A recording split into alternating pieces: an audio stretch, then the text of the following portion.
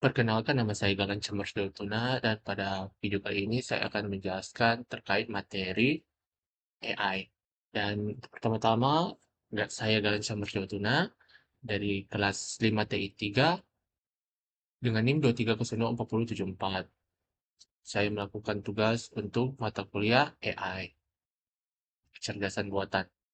Di sini kita buka dulu PPT, saya tampilkan dulu. Oke, nah untuk materinya termasuk ke materi 3, yaitu pemodelan DSS. Ini untuk nama saya.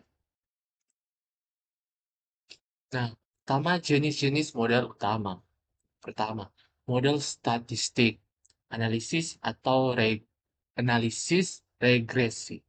Digunakan untuk mencari hubungan antar variabel. Model ini merupakan preprogram dalam tool software pengembangan DSS. Masih dalam jenis-jenis model utama, model yang selanjutnya yaitu model finansial.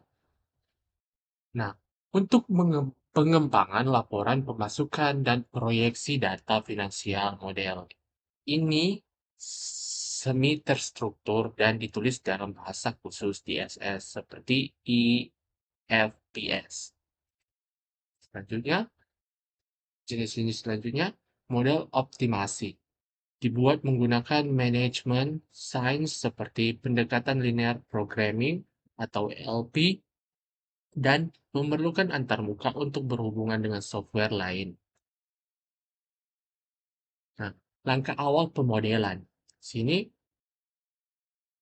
pertama identifikasi masalah dan analisis lingkungan meliputi monitoring, scanning, interpretasi informasi, dan memahami budaya atau proses pengambilan keputusan organisasi.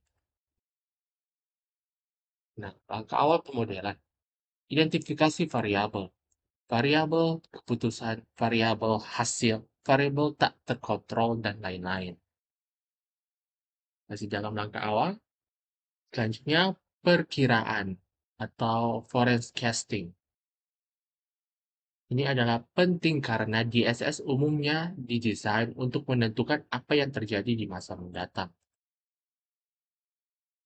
Nah, kategori dan teknik pemodelan atau optimalisasi dan lainnya. Pertama, kategori. Optimalisasi masalah dengan sedikit alternatif. Nah, kategorinya ini mempunyai tujuan. Tujuannya itu menentukan solusi terbaik dari sejumlah kecil alternatif. 3. Teknik representatif. Tabel keputusan atau pohon keputusan. Masih yang sama dengan kategori dan tujuan dan teknik representasi yang berbeda. Selanjutnya kategori optimalisasi via algoritma. Nah, bertujuan menemukan solusi terbaik dari sejumlah besar alternatif dengan proses langkah demi langkah. Nah, teknik representatifnya, model pemrograman matematika, linear, dan lainnya, model jaringan. Masih sama, kategori selanjutnya, optimalisasi via rumusan analitik. Nah, ini bertujuan menemukan solusi terbaik dalam satu langkah menggunakan satu rumus. Teknik ini representatifnya beberapa model inventoris. Seperti itu. Selanjutnya, kategori simulasi.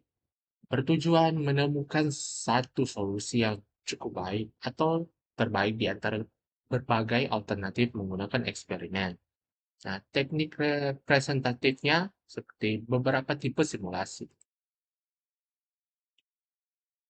Kategori selanjutnya, heuristik. Tujuan menemukan solusi yang cukup baik dengan menggunakan aturan-aturan atau rule of thumb. Teknik representatif, pemrograman heuristik, sistem pakar. Kategori dan teknik pemodelan. Kategori selanjutnya, model prediktif. Tujuan memprediksi masa depan untuk skenario yang ditentukan. Teknik representatifnya, model forecasting, analisis Markov. Tentunya kategori selanjutnya model lainnya. Tujuan memecahkan kasus bagaimana jika, what if, atau what if dengan menggunakan rumus. Teknik representatif, pemodelan keuangan, dan waiting lines. Termasuk ke klasifikasi analisis model. Analisis statis. Ini seperti mengambil satu kejadian dalam satu interval waktu, waktu sebentar atau lama, dan diasumsikan adanya stabilitas, contoh pendapatan triwulan dan atau tahunan. Selanjutnya, analisis dinamis. Gunakan untuk mengevaluasi skenario yang berubah tiap saat dan tergantung pada waktu. Dapat menunjukkan tren dan pola. Contoh proyeksi rugi laba 5 tahun. Nah, pengetahuan dalam pengambilan keputusan. Pengetahuan diklasifikasikan menjadi 3 kategori saat memprediksikan hasil akhir alternatif. Pertama, kepastian atau seperti pengetahuan lengkap atau pasti. Risiko atau pengetahuan tambahan atau juga bisa ada. Ketidakpastian atau bisa dikatakan pengetahuan berkurang atau diabaikan total. Nah, pemrograman matematis linear programming atau LP digunakan untuk mengalokasikan sumber daya terbatas seperti tenaga kerja, modal, atau mesin untuk mengoptimalkan tujuan. Selanjutnya, karakteristik LP. Ada sumber daya terbatas yang dialokasikan. Ada dua atau lebih cara penggunaan sumber daya atau solusi, dan pengalokasian dibatasi oleh pembatasan atau constraints. Selanjutnya, komponen LP, variabel keputusan, nilai atau nilai tak diketahui dicari dengan rumus seperti ini. X1, X2, dan lain-lain. Selanjutnya, fungsi tujuan atau pernyataan matematis fungsi linear untuk dimaksimalisasi atau diminimalisasi. Dan batasan constraints dinyatakan dalam pertidaksamaan membatasi optimasi.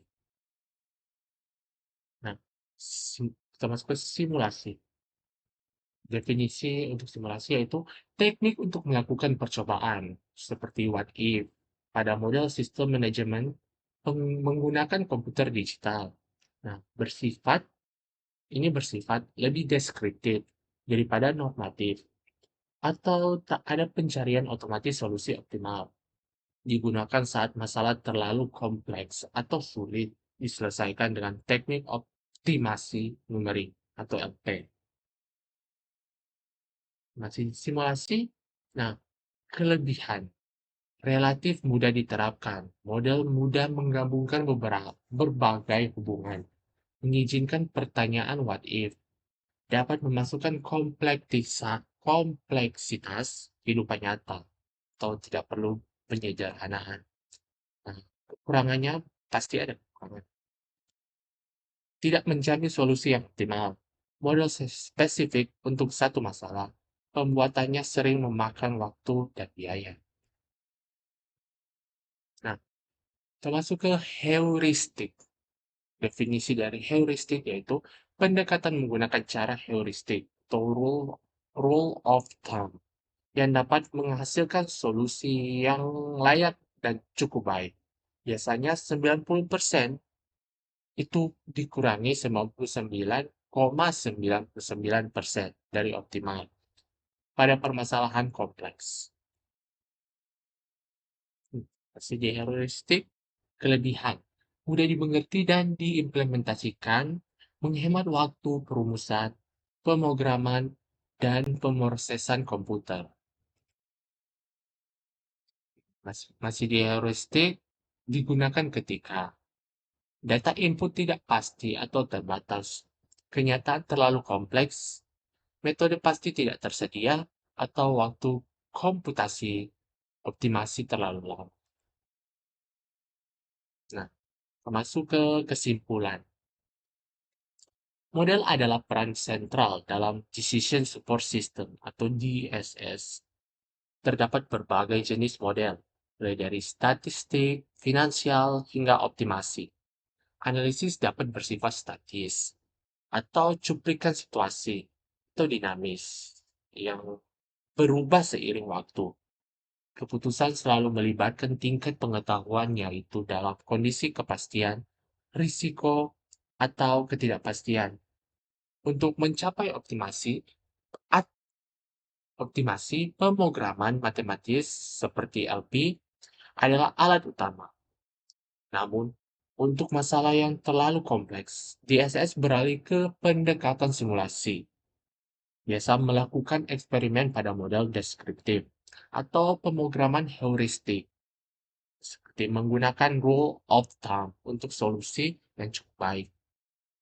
Simulasi dan heuristik tidak menjamin solusi optimal, tetapi sangat berguna untuk masalah dunia nyata yang rumit.